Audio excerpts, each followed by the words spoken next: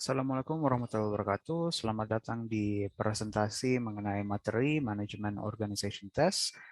Materi ini telah dikumpul materinya oleh anggota kelompok dari tim 3 dan berikut adalah presentasi dan penjelasan mengenai materi yang kita ditugaskan. Nah, Manajemen Organization Test, untuk mulai kita harus pertama memperkenalkan apa itu Manajemen Organization Test. Manajemen Organization Test bertujuan untuk memudahkan manajer atau siapapun dalam mengatur sebuah pengujian bagi seorang tester, mulai dari pemilihan karakter untuk penguji, perekrutan penguji, metode organisasi grup, sampai etika penyajian hasil pengujian. Nah, itulah perkenalan mengenai materinya. Berikut adalah overview singkat untuk bab apa saja yang akan dibahas dalam presentasi hari ini. Yang pertama adalah karakter yang dicari seorang penguji atau tester. Yang kedua adalah metode untuk mendefinisikan tim pengujian. Ketiga, merekrut dan memotivasi penguji atau tester. Keempat, metode organisasi grup. Dan terakhir adalah etika menyajikan hasil pengujian. Kita akan mulai dari yang pertama, yaitu karakter yang dicari seorang tester. Di sini terdapat 5 karakter yang berbeda. Kita bisa mulai dari yang paling pertama, yaitu pesimisme profesional. Tim pengujian harus memperkirakan dan mengevaluasi cara-cara di mana suatu produk mungkin gagal. Yang kedua adalah keingintahuan yang seimbang. Selama melaksanakan pengujian, isolasi bug atau dalam kata lain mengidentifikasi seluruh faktor-faktor yang mempengaruhi perilaku bug adalah bagian penting untuk membuat laporan yang baik. Dibutuhkan pengujian yang dapat menyeimbangkan kebutuhan untuk menyelesaikan pengembangan tes suite tepat waktu untuk pelaksanaan tes dengan sensasi menulis kasus tes yang cerdas dan efektif. Yang ketiga adalah hindari orang-orang yang calon pahlawan. Pastikan bahwa kandidat untuk posisi tes ini memahami prospek mereka dan dapat menangani posisi mereka di tiang totem perusahaan. Jadi gak usah mencari sebuah tester yang ingin melakukan segalanya. Bisa mencari tester yang akan melakukan pekerjaannya sesuai dengan posisi yang diberikan dan sesuai dengan assignment yang diberikan. Keempat adalah hindari kemalasan. Teknisi penguji atau tester yang malas memaksa rekan mereka untuk memikul beban kerja mereka. Jadi dalam sebuah grup, kalau ada tester yang bersifat malas atau penguji yang tidak mengambil semua pekerjaannya, maka orang lain yang akan harus mengerjakan hal itu. Ini di luar testing juga sudah termasuk salah satu hal yang universal yang butuh diperbaiki dan diperhatikan oleh sebuah manajer. Dan yang terakhir adalah menolak orang yang memiliki sifat Casper Milquetoast. Seseorang yang takut membuat orang lain kesal akan menjadi seorang insinyur tes yang buruk. Jadi kalau mereka takut melaporkan, mereka nggak yakin untuk melaporkan atau takut membuat orang yang tersinggung karena melapor, orang-orang itu kurang cocok untuk testing. Karena testing itu adalah posisi yang dimana sengaja dibutuhkan mencari kesalahan dan kekurangan untuk diperbaiki di langkah selanjutnya. Sekian untuk karakter dasar yang dicari oleh seorang tester. Yang kedua adalah metode untuk mendefinisikan tim pengujian seperti apa. Saat menyusun tim, kita dapat mendasarkan keputusan kita pada model-model tertentu yang menunjukkan beberapa banyak coder, insinyur, arsitek, dan sebagainya yang dibutuhkan. Berikut metode yang bisa diterapkan untuk mendefinisikan tim uji. Terdapat 4. Pertama, size atau ukuran. Estimasi ini adalah estimasi untuk menentukan berapa banyak orang yang terlibat dalam sesuai dengan ukuran proyek. Jika jangka panjang, mungkin tim proyeknya bisa besar, atau yang jika pendek, mungkin kecil, atau mungkin sebaliknya juga. Jika ingin menyelesaikan proyek yang besar dengan jangka pendek, itu bisa menggunakan banyak orang, tetapi jangka panjang dengan biaya yang lebih kecil, bisa tim yang lebih kecil, tapi bertahan lama. Jadi itu yang bisa diperhitungkan, terserah yang mana, tapi bisa dipersiapkan dari awal. Yang kedua adalah pendidikan dan pelatihan. Karena kita dapat mengambil staf dengan gelar engineer dengan pengalaman 1 atau 2 tahun, sedangkan untuk teknisi kita bisa mempekerjakan tenaga non-gelar dalam keadaan tertentu asalkan mereka memiliki keahlian dan pengalaman. Jadi tergantung posisi, tergantung metode yang kalian ambil, bisa menggunakan orang dengan pendidikan, tingkat pendidikan dan pelatihan yang berbeda untuk posisi-posisi yang penting, mungkin butuh dengan gelar, dengan pengalaman sedikit, tetapi untuk menjadi tester secara individu atau orang yang menemukan bug-nya, asalkan mereka mengerti apa yang mereka lakukan, mungkin gelar tidak dibutuhkan, sekedar pengalaman yang cukup, atau mungkin keahlian dan pengalaman yang setidaknya memadai. Yang ketiga adalah keterampilan. Ada 3 aspek di sini. Yang pertama dalam teknologi.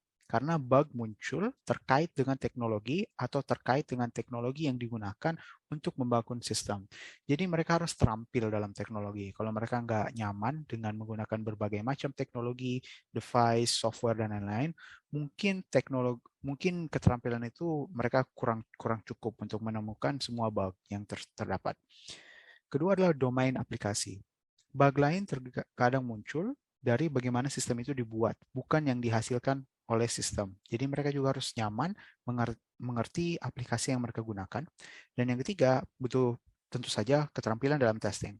Selain mengetahui di mana bug itu hidup dan bentuk mereka atau rupa apa mereka, penguji perlu mengetahui cara menemukannya secara efektif dan efisien. Jadi mereka harus peka dan berpengalaman mengerti, oh biasanya jika program seperti ini, jika metode programnya seperti ini, bug-nya biasanya ditemukan di lokasi A, B, dan C. Mereka harus sudah terbiasa hal-hal seperti itu.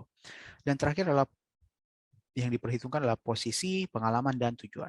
Penempatan posisi ini dapat dilakukan berdasarkan tingkat pengalaman mereka, sebab pekerjaan rekayasa tes umumnya akan membutuhkan seseorang yang memiliki pengalaman. Jadi tergantung dari pengalaman dan posisi itu bisa menentukan bagaimana alur dari pekerjaan sebuah tim yang akan melakukan pengujian. Itu untuk mengidentifikasi dan merencanakan timnya. Yang selanjutnya adalah untuk merekrut dan memotivasi penguji atau tester. Nah, di sini saat merekrut tester atau penguji ada 6 langkah yang bisa dilakukan. Pertama adalah mendefinisikan pekerjaan. Ini secara umum untuk semua pekerjaan harus jelas. Yang kedua adalah pengumpulan dan pemeriksaan riwayat hidup. Ketiga adalah wawancara di tempat. Keempat adalah membuat keputusan perekrutan. Jika sudah ada banyak kandidat, di sini akan ditentukan siapa aja yang akan direkrut. Yang kelima adalah menghindari dan membatalkan kesalahan perekrutan. Jadi setelah membuat keputusan, tetap nggak langsung harus diumumkan. Bisa didiskusikan dulu untuk melihat apa saja yang mungkin diperhitungkan antara beberapa kandidat yang berbeda dan akhirnya berusaha menentukan pilihan yang paling aman. Dan yang terakhir adalah membawa penguji baru on board. Jadi di sini akan dimulai metode perkenalan lengkap mengenai apa saja yang akan dilakukan, alur kerja, dan lain-lain. Nah, itu untuk hanya merekrutnya. Selanjutnya adalah untuk memotivasi tim, karena tidak semua tim bisa berjalan dengan 100% tanpa berhenti. Berikut adalah beberapa cara. Pertama adalah kalian harus berada di sisi tim Anda sebagai manajer. Salah satu langkah ini adalah untuk memastikan penguji Anda tahu bahwa Anda menghormati niat mereka dan akan mempertahankan tindakan mereka. Yang kedua adalah untuk mendukung gaya kerja yang wajar. Untuk membantu mengurangi beberapa stres yang terlibat dalam pengujian, pastikan untuk mengatur kecepatan tim Anda. Jadi di sini nggak harus untuk selalu memprioritaskan hanya efektivitas, tapi kenyamanan juga, agar pekerja merasa bahwa hal ini semua wajar dan ini sesuatu yang dapat diterima. Jika mereka terlalu banyak, mungkin mereka merasa ini kurang wajar dan ini sesuatu yang hanya memberatkan diri masing-masing. Dua lagi adalah pengembangan karir asuh setiap tester. Berikan peluang pelatihan formal dan informal serta tugas kerja untuk membantu orang memenuhi target pertumbuhan keterampilan ini. Jadi untuk pekerja mereka juga untuk beberapa tipe pekerja mereka mungkin tidak hanya ingin melakukan posisi yang sama selamanya. Mereka ingin menaikkan karirnya seiring waktu. Selanjutnya adalah tetap jangan menawarkan bonus lewat rapat. Menyajikan bonus untuk staf berdasarkan apakah jadwal dipenuhi atau tidak adalah ide yang buruk, terutama untuk tim uji. Jadi untuk staf ini harus ditawarkan bonus yang sangat-sangat jelas karena untuk tester ini tawaran-tawaran seperti bonus ini sangat memotivasi. Selanjutnya jangan beli bug seperti karung beras. Artinya jangan terlalu banyak didorongkan. Karena laporan bug bukan komoditas. Pentingnya bug dan kualitas laporan itu bervariasi. Jika Anda ingin menghasilkan laporan bug dalam jumlah besar, Anda dapat memberikan bonus berdasarkan banyaknya laporannya, tapi sebaliknya juga, kalian bisa memberikan bonus berdasarkan kualitas laporannya dan apakah bug itu betul-betul substantif atau bug itu adalah sesuatu yang sebenarnya tidak terlalu penting. Jadi bonusnya juga bisa disesuaikan. Gak harus semuanya hanya berdasarkan jumlah aja. Dan yang terakhir adalah mengharapkan terima kasih untuk Saturday Night Pizza contohnya.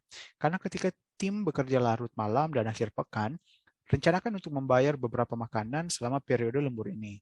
Dan dapatkan persetujuan untuk mengirimkan laporan pengeluaran. Jadi untuk tester ini, saat mereka sudah selesai kerja, setelah mereka termotivasi untuk selesai, mungkin di akhir itu mereka akan merasa, oke, mungkin pekerjaannya sangat berat, tapi sudah lumayan terbantu selama proses. Tapi kayaknya mau istirahat lama dulu atau mereka akan berpikir dua kali untuk melanjutkan pekerjaan ini setelah proyek yang besar. Nah, di sini harus motivasi tetap dinaikkan dengan menawarkan terima kasih yang besar. Contohnya Saturday Night Pizza atau pesanan makan untuk semua orang atau ngumpul-ngumpul dan traktiran makan, hal-hal seperti itu semua bisa digunakan untuk memotivasi tim. Selanjutnya adalah metode organisasi grup. Jadi tadi semua sudah membahas sifat-sifat dari testernya. Selanjutnya adalah untuk metode kerja betulannya. Yang pertama adalah basic model on test group. Nah, basic model on test group ini berdasarkan Black 2009 memiliki beberapa development manager, beberapa test manager, dan beberapa developer yang terpisah-pisah. Nah, di sini adalah model di mana manajer pengujian dan manajer pengembangan melapor kepada manajer proyek. Masih dibilang belum sempurna dan test group masih belum independen dalam arti yang sebenarnya. Jadi ini yang masih sangat-sangat dasar berdasarkan berdasarkan struktur dari Black 2009. Tapi selanjutnya adalah organisasi uji sebagai sumber daya. Di sini ada beberapa project manager, beberapa test manager, dan beberapa development manager. Ini berdasarkan Black 2009. Model yang paling ideal. Di sini tim pengujian benar-benar independen.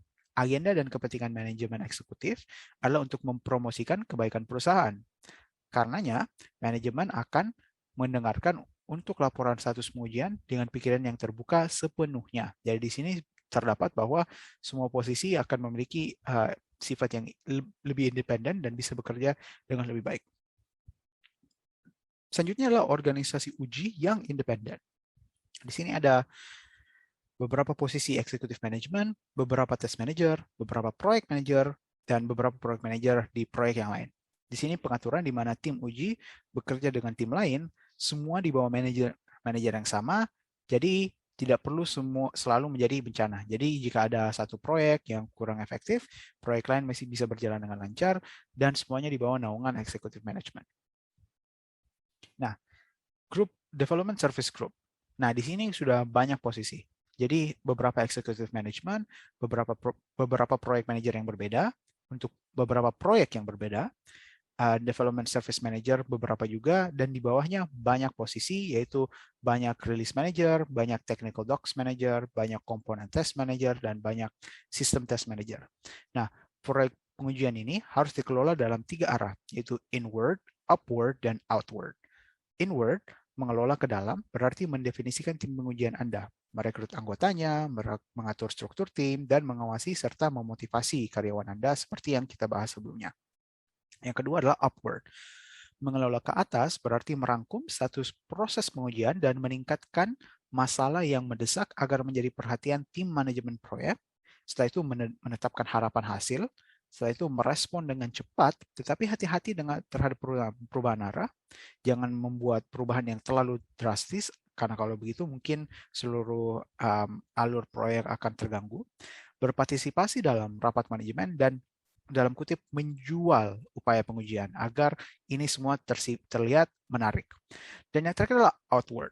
Mengelola keluar berarti mengkomunikasikan hasil pengujian, mengklarifikasi laporan masalah, dan diskusikan kebutuhan serta layanan pengujian dengan rekan manajemen Anda. Jadi ini untuk memastikan dari luar proyek ini semua bersifat sangat lancar. Jadi itu metodenya, dan tadi kan sudah dibahas bagaimana untuk menjelaskan ini keluar atau menjanjikan hasil. Sekian berikut adalah etikanya. untuk memastikan pesan yang tepat disampaikan dengan benar. Nah, di sini penting karena mengetahui etika untuk menyampaikan kebenaran hasil testing, walaupun itu berarti berita buruk bagi tim pengembangan. Di sini ada 3 yang dibahas dulu, yaitu pertama harus memastikan pentingnya akurasi dan audiensi. Jadi akurasi ini untuk memastikan bahwa apa yang kalian akan presentasikan itu sudah sesuai dengan yang kenyataannya. Dan kedua adalah audiensi, siapa yang akan mendengarnya. Tergantung siapa yang mendengar, harus disesuaikan laporannya itu bersifat dan berbentuk seperti apa. Yang kedua, hasil laporan harus disajikan dengan hati-hati dan tanpa menyinggung tim pengembangan. Karena jika terlalu banyak bug yang dilaporkan atau ditujukan bahwa terlalu banyak testing yang dibutuhkan, itu mungkin membuat tim pengembangan dan developer merasa tidak terapresiasi atau diremehkan kalau mereka terlihat ditunjukkan seperti terlalu membuat program yang memiliki terlalu banyak masalah. Dan yang ketiga adalah hasil laporan harus disajikan dengan hati-hati tanpa menyinggung tim pengembangan lagi. Nah, jadi hasil laporan ini harus bersifat sensitif terhadap perhatian setiap orang. Itulah mungkin untuk 3 dasar etikanya. Terima kasih sudah menonton presentasi dari tim kami. Semoga informasi yang dijelaskan bisa membuahkan hasil yang baik bagi siapapun yang menonton. Terima kasih.